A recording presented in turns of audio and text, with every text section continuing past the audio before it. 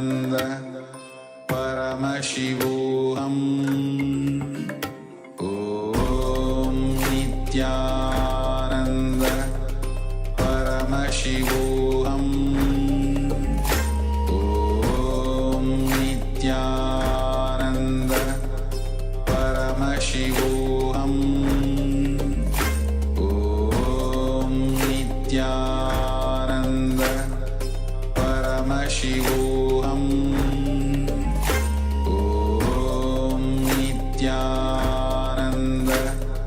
Paramashivoham. Om Nithyananda Paramashivoham. Om Nithyananda Paramashivoham. Om Nithyananda Paramashivoham.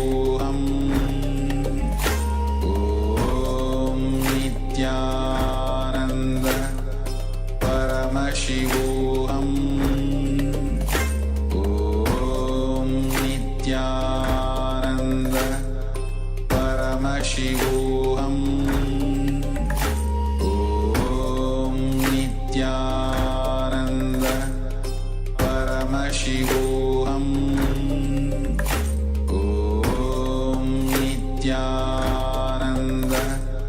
Paramashivoham.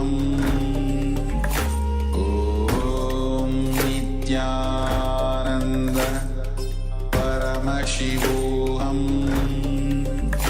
Om Nithyananda Paramashivoham. Om Nithyananda Paramashivoham. All right. So you can now remove the blindfold. We have removed the image from the screen. Please share whatever you have seen through the third eye. Take a few moments and pen down in the Zoom chat anything that you saw, even if you heard anything, even if you feel that you just knew or you felt, however you experienced whatever the third eye has revealed to you. Please take a few moments to share in the Zoom chat, and we'll be having a look at the image and see if we have succeeded in manifesting these powers. You can take a few moments, share whatever you have seen.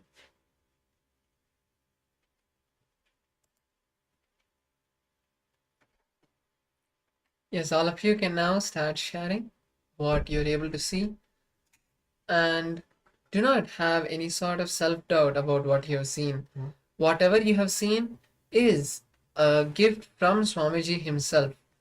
So take a moment to share with us and let us know what you have seen in the Zoom chat. Yes, so we'll be having a look at the image and let us see what was projected. So as you can see, the image was Goddess Durga and colors predominantly black and yellow, orange. And so you can see Devi standing with 10 arms. So if you have seen anything related to Devi, the feminine, or even hands, body parts, or even the weapons, you can see that she is carrying weapons, and there is the head of the Mahishasura at the bottom. So if you have seen anything connected to this image, congratulations, and we'll be continuing to manifest this power and intensifying our surrender to Swamiji, to the divine, to Paramashiva. Because it is from this space of surrender, whenever we decide to remove ourselves and surrender to Swamiji, that Swamiji manifests the power through us. So we'll be continuing to discover the different aspects and dimensions of surrender and devotion today. And with these powerful cognitions and understanding, we will work on manifesting more and more powers as well. So now we'll be entering into our next session, which is on seeking and how to keep the seeking alive. And for those of you who don't know, somebody has spoken about seeking in the series of satsang on the Upanishads. And seeking is literally the pure spiritual questioning or the pure spiritual quest that all of us have, as there is no individual who is not programmed deep within to have seeking to connect back with the source, to experience the ultimate. Now, when we decide to grow and to cultivate that seeking inside us, it brings wonders to our lives and it transforms ourselves, intensifying our connection with the divine a lot. So now let's listen in, let's receive these powerful cognitions from Swamiji, and then as usual we'll be taking time to internalize and apply all of this into our lives.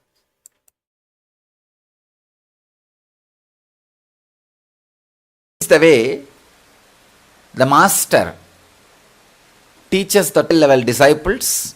And this is the way the disciples learn among themselves. The disciples learn among themselves.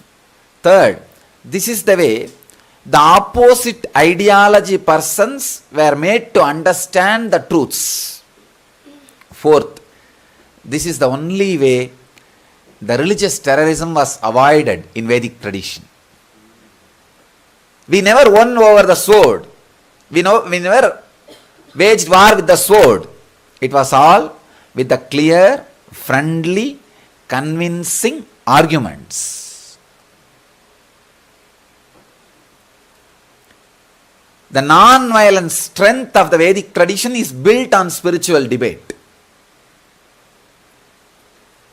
You will not find stories like this master took a sword and rode on the horse, went with millions of people and killed the opposite king or the religious leader and converted that whole crowd into his religion. No.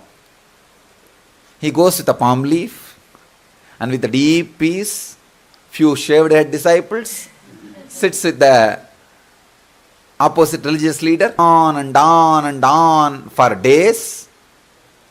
And I want you to know about one of the important spiritual debate happened in the Vedic tradition, which rewrote the history of Vedic tradition between Shankara and Mandana Mishra. That was the turning point of the Vedic tradition, because Vedic tradition was slowly getting lost in rituals, just the outer physical doing. Slowly the attention is getting diverted towards that direction, then the inner enlightenment science. So this debate was the greatest turning point, happened to the Vedic tradition. The rules of the debate is, both of them will have lotus garlands.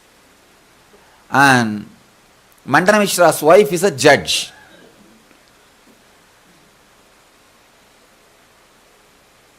Whose garland withers away first is the loser. You may think, how can that be the decision point? You need to understand, whose body becomes heat during the argument does not have the rational strength, just agitation is coming up. As I said in the morning, the person who is agitated is loser. Person who is agitated is going to do all foolish things. All foolish things. And they are already doing. Get into more and more trouble. They are putting themselves into more and more trouble. When you are agitated, see, spiritual strength means how much the Shastra Pramana and Apta Pramana has become Atma Pramana. Shastra Pramana means truths of the spiritual scriptures. Apta Pramana means the truths as expressed by the master. Atma Pramana means truths which has become experience of you. The Shastra Pramana, how it is expressed as Apta Pramana, should become Atma Pramana in you. So, if your Atma Pramana is stronger, Your logic will ride on the cool, lubricated, compassionate nervous system. Does not need to get agitated, does not need to become hot so that the garland can wither away. So now no need. You can play the cool game. So, Margashirsha was given on garland, Shankara was given on garland, debate starts, 3.5 days it goes. 3.5 days, 4th day. Amazing. 3 days, two complete opposite ideological persons are able to sit and have a beautiful dialogue, debate without getting heated up. That is the greatness of the Vedic tradition. That's the greatness of Vedic tradition. It's like more like will I lead you to the deeper space or will you lead me to deeper space? That's all. Nothing else. So both of them decide, if you lead me deeper space than where I am, I'll become your disciple. If I lead you to the deeper space than where you are, you become my disciple. Let us enter into the deeper truths. Sahana vavatu, sahana ubunaktu. Means let both of us grow together. Let both of us educate ourselves together. Let both of us have friendliness till we complete this process. Even the Brahma Sutra, first sutra starts with Atato Brahma Jinyasat. Let us explore the existence, the Brahman. Very beautifully, the Apta Pramana, Shastra Pramana, which has become Apta Pramana, and how much it has become Atma Pramana. Here, both of them are leading each other into the deeper and deeper and deeper spaces, understandings. When you have no more space to lead the other person into understanding, you are agitated. You will now start using the perverted logic, the heat. Garland will wither away. After 3.5 days, evening, first time sweating was seen on Margashirsha's body. The heat started coming up, means now all his other energy chakras are tired. Swadhisthana is emitting the heat. Now it has become survival. It is no more understanding. It is no more spiritual. Now he is agitated. He knows he doesn't have any more. He can't lead the other person into the deeper spaces, deeper than where he is. So naturally, the irrational logic, perverted logic gets activated, and he tries to use different words, which is not his experience. So those words, which has not become part of him, creates heat, and garland slowly starts withering away. Saraswati, Ubay Bharati, says, stop now, you lost the game. Understand how beautiful the atmosphere would have been. Two great religious leaders. Understand, Margashirsha is not an ordinary guy. He is the top religious leader in Karmaganda. In those days, Hinduism is not like united as it is now. It's one of the huge branch.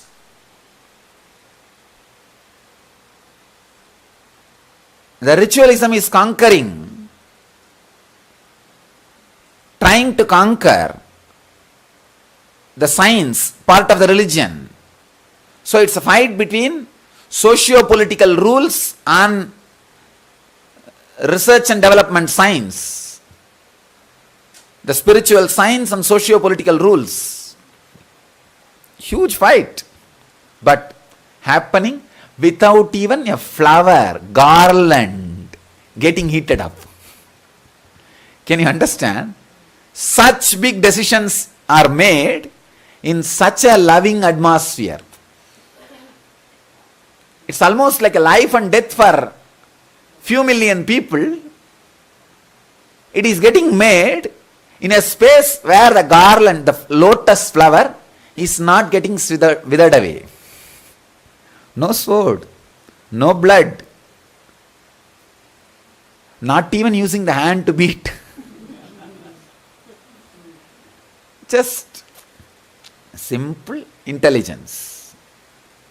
And then Mandana Mishra, not only he realizes, he surrenders completely. He surrenders completely and says, here I am, your disciple. I understand. You can lead me one step deeper than what I am. See, Mandana Mishra is not an ordinary, he is an highly integrated spiritual practitioner. I can say religious practitioner who has millions of disciples. Amazing strength, intelligence, integrity. But when he says, yes, this guy can lead me one step deeper than where I am. He can take me one step above than where I am. This is time. Let me surrender. Keeping the seeking alive. Understand? Keeping the seeking alive. Not getting frozen with the ideas is the truth, basic truth on which the debate should happen. Spiritual debate should happen, keeping the seeking alive, not getting frozen in our own ideas. Person who constantly has a spiritual debate with his own life is living enlightened. With your own life, constantly have a spiritual debate. Am I standing with the decisions I took? Am I standing with the seeking I took up? Am I getting frozen? Am I ready to have the debate? Am I ready to have debate with my life, which is ready to lead me to the next step? Am I keeping my seeking open? Am I keeping my surrender alive? Or am I slowly, see in the Ganges, some dirt will slowly get into the bank and get settled. Means stopped moving, stopped flowing, stopped living. Spiritual debate is something which makes your seeking alive, which makes your surrender alive, which makes the whole thing alive, keeps the enlightenment Ganges flowing in your system intensely. Remember, when you do the debate, the garland on your neck should not get heated. Maybe we can have thermometer. Because you guys are not going to sit for 3.5 days. Garland may wither away. So we should have the thermometer or pulse monitor. Pulse monitor. That's the right thing. Your pulse should be balanced. It should be completely based on your Atma Pramana. The Apta Pramana, which has become Atma Pramana. Understand? Shastra Pramana can never directly become Atma Pramana.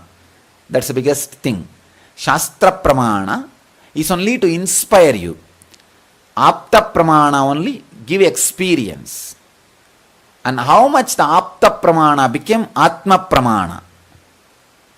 So, when it is purely from Atma Pramana, there is no loser. If you lose, naturally the person who wins is going to lead you much deeper experiences. So you are winner. If you are winner, the person who lost, you are going to lead that person into the deeper and deeper spiritual experiences.